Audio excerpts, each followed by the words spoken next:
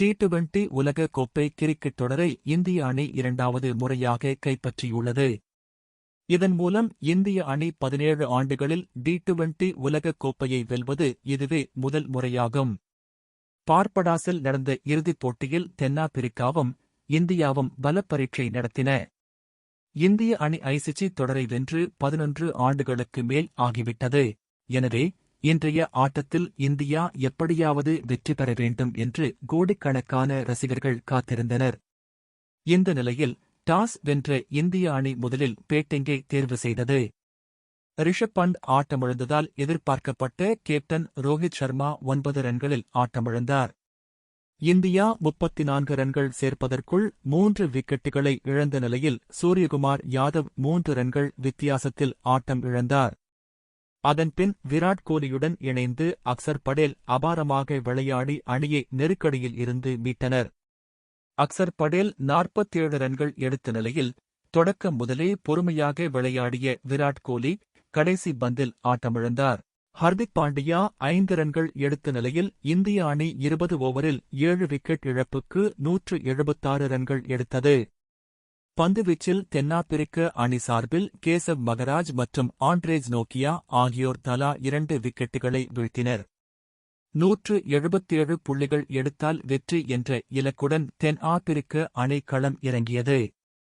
பும்ராவின் சிறப்பான பந்துவீச்சில் தென்னாப்பிரிக்க வீரர் ஹென்ரிக்ஸ் 4 ஓட்டங்களை பெற்று ஆட்டமிழந்தார்.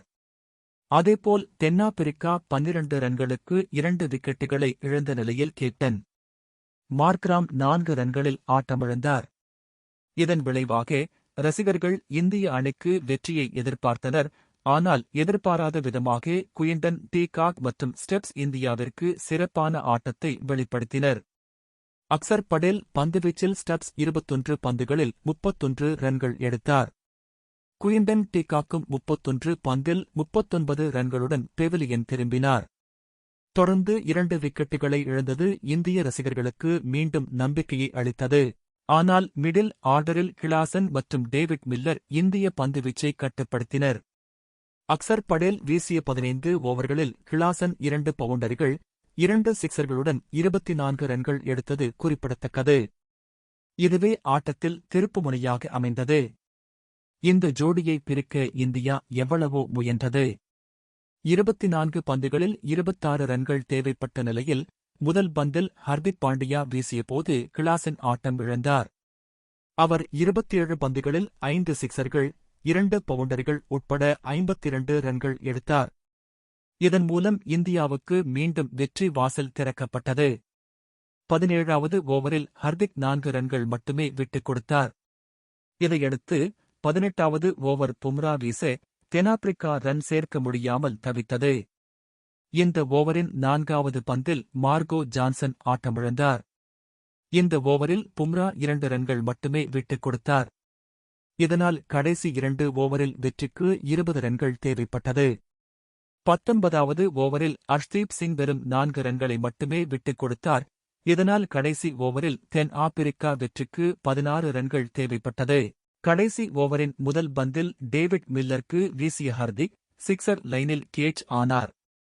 பின்னர் 2வது பந்தில் ரபாடா ஒரு பவுண்டரி அடித்தார். தென்னாப்பிரிக்கா வெற்றிக்கு 4 பந்துகளில் 12 ரன்கள் தேவைப்பட்டது. 3வது மற்றும் 4வது பந்தில் சிங்கிள் எடுத்தனர். இதனையடுத்து 5வது பந்தில் ரபாடா ஆட்டமிழக்க ஒரு பந்துக்கு 9 ரன்கள் தேவைப்பட்டது. எனினும் கடைசி பந்தில் ஒரு ரன் மட்டுமே எடுக்கப்பட இந்திய அணி 7 ரன்கள் வித்தியாசத்தில் த்ரில் வெற்றி பெற்றது. மேலும் இதுபோல வீடியோஸ்க்கு எங்கள் சேனலை மறக்காமல் சப்ஸ்கிரைப் செய்யுங்கள். உங்கள் ஆதரவு எங்களுக்கு மிக முக்கியம்.